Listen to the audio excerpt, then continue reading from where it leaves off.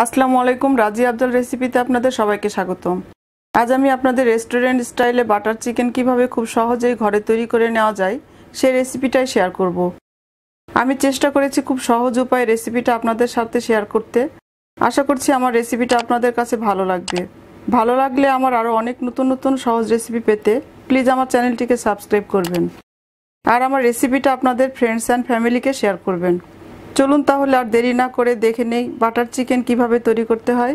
Butter chicken রান্নার দুটো different step আছে। একটা হচ্ছে চিকেন টিক্কা রান্না করা আর আরেকটা হচ্ছে চিকেনের জন্য গ্রেভিটা রান্না করা। প্রথমে চিকেনটাকে রেডি করব। এজন্য আমি এখানে হাফ কেজি বোনলেস চিকেন ভালোভাবে পরিষ্কার করে ধুয়ে পানি ঝরিয়ে নিয়েছি। এখন এর মধ্যে দিয়ে দিচ্ছি স্বাদমতো লবণ, 2 টেবিল চামচ লেবুর রস, দিয়ে দিচ্ছি 1 চা চামচ মরিচ গুঁড়া, 1 চা চামচ আদা রসুন বাটা, দিয়ে দিচ্ছি 2 টেবিল চামচ টক দই, সবশেষে দিয়ে দিচ্ছি 2 টেবিল চামচ পরিমাণ সরিষার তেল। এখন চিকেনের সাথে সব কিছুকে একটা চামচের সাহায্যে ভালোভাবে মাখিয়ে নিচ্ছি। মেখে নেওয়ার পর এখন আমি চিকেনটাকে ম্যারিনেটের জন্য ঢেকে 20 মিনিট রেখে দিব। এখন মিডিয়াম হাই হিটে চুলায় একটা প্যান বসিয়ে দিয়ে দিচ্ছি 2 টেবিল চামচ বাটার। বাটারটা একটু গলে যাওয়ার পর দিয়ে দিচ্ছি একটা মাঝারি সাইজের পেঁয়াজ কুচি। এখন পেঁয়াজটাকে 2-1 মিনিট হালকা একটু ভেজে নিব। পেঁয়াজটা হালকা একটু ভেজে নেওয়ার পর এখন আমি এর মধ্যে দিয়ে দিচ্ছি 1 টেবিল চামচ আদা রসুন বাটা, দিয়ে দিচ্ছি 4টা কাঁচামরিচ ফালি। এগুলোকেও আমি 1 মিনিট ভেজে নিব। আদা রসুন হালকা একটু ভেজে নিয়ে দিয়ে দিচ্ছি ছোট 2 টুকরো দারচিনি, 4টা এলাচ দানা, 2-3টা লং আর 1টা তেজপাতা। এগুলোকে একটু নেড়ে দিয়ে দিচ্ছি টমেটো। এখানে আমি হাফ কেজি টমেটো ভালোভাবে ধুয়ে ছোট ছোট টুকরো করে কেটে রেখেছিলাম। দিয়ে দিচ্ছি 1 টেবিল চামচ লাল মরিচের গুঁড়ো, 10-12টা কাজু বাদাম, দিয়ে দিচ্ছি স্বাদমতো লবণ আর 1 কাপ পানি। নেড়ে সব কিছুকে একটু মিশিয়ে নিচ্ছি। টমেটোগুলো সেদ্ধ হওয়ার জন্য এখন একটা ঢাকনা দিয়ে ঢেকে দিচ্ছি 5-6 মিনিটের জন্য। টমেটোগুলো খুব ভালোভাবে সেদ্ধ হয়ে গেছে।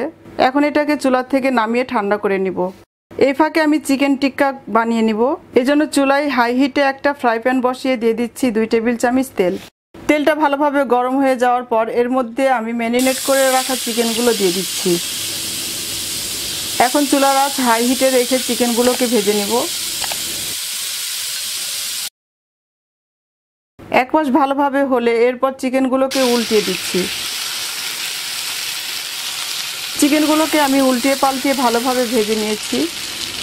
আমার চিকেন টিক্কা রেডি। চুলা বন্ধ করে এগুলোকে একটা বাটিতে উঠিয়ে নিচ্ছি।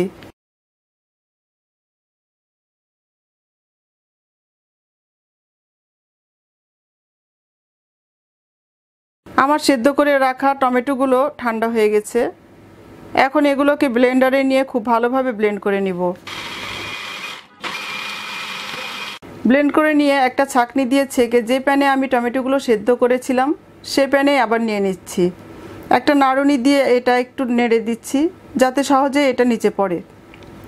সব কিছু ভালোভাবে ছেঁকে নেওয়ার পর ব্লেন্ডারে 1 কাপ পানি দিয়ে ব্লেন্ডারে যেটুকু টমেটো অবশিষ্ট ছিল সেটাও ধুয়ে দিয়ে দিলাম। ছাঁকনায় যে টমেটোর খোসা ও অন্যান্য অবশিষ্ট আছে এগুলোকে ফেলে দিব। এখন মিডিয়াম আঁচে 5 মিনিট এটাকে একটু নেড়েচেড়ে জাল করে নিব। 5 মিনিট জাল দেওয়ার পর এর মধ্যে দিয়ে দিচ্ছি হাফ চামচ কাসুরি মেথি, 1 চা চামচ চিনি, দিয়ে দিচ্ছি আরও 2 টেবিল চামচ বাটার। এখন সব কিছুকে একটু নেড়ে ভালোভাবে মিলিয়ে নিচ্ছি। এখন এর মধ্যে ভেজে রাখা চিকেন টিক্কাগুলো দিয়ে দিচ্ছি। এই চিকেন টিক্কাগুলোকে আমি 5-6 মিনিট নেড়েচেড়ে রান্না করব। প্রায় 5-6 মিনিট পর চিকেনগুলো ভালোভাবে হয়ে গেছে আর গ্রেভিটাও অনেকটা ঘন হয়ে এসেছে। এখন এর মধ্যে আমি দিয়ে দিচ্ছি 4 টেবিল চামচ ক্রিম দিয়ে এটাকে একটু নেড়ে দিচ্ছি। আরও 2-3 মিনিট এটাকে চুলায় রেখে আমি এটাকে চুলার থেকে নামিয়ে নিব। তো তৈরি হয়ে গেছে আমার ভীষণ মজার বাটার চিকেন। এটা থেকে খুব সুন্দর একটা স্মেল আসছে। উপরে আরও কিছুটা ক্রিম আর ধনেপাতা দিয়ে সাজিয়ে দিচ্ছি।